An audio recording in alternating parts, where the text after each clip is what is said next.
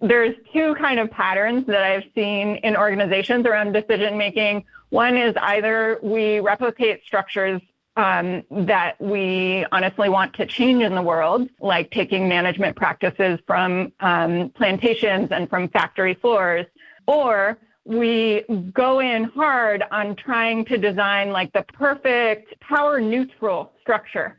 And the reality is that humans are not power neutral. Like power is always shifting. We each bring different assumptions about power into every relationship we have. And so that exercise of trying to design a structure that's power neutral is a huge time suck because it's not actually possible.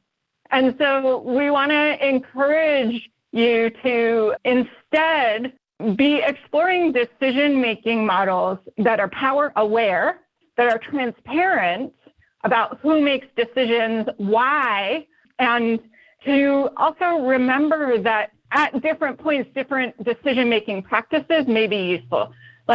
Within the same group, there are maybe decisions that need to be made by consensus, such as what is our essential purpose?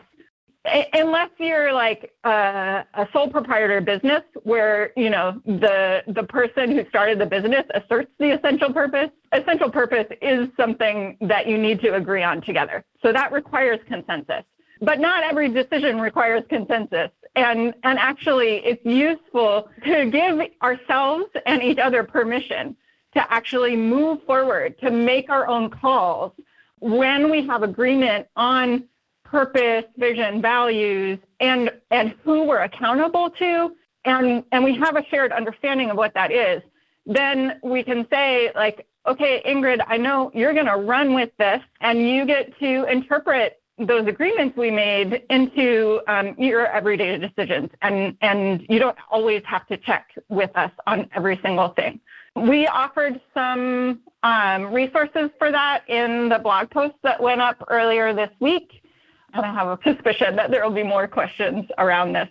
And so the reason that we're talking about this in the context of, you know, equity and conflict is that when there's unclarity, when there's fuzziness about who gets to decide what, guess what seeps in? It's dominant culture. It's like, you know, all of a sudden the people with more power along lines of race, gender, class, etc., might take up more space and feel more confident to go in and do what they're supposed to do. And then the folks who are marginalized based on those identities are like, I have a lot of experiences of oppression that teach me that I cannot make these decisions and that I could be penalized for making the wrong one. So maybe I should take a step back. And there can be like, it feels oppressive.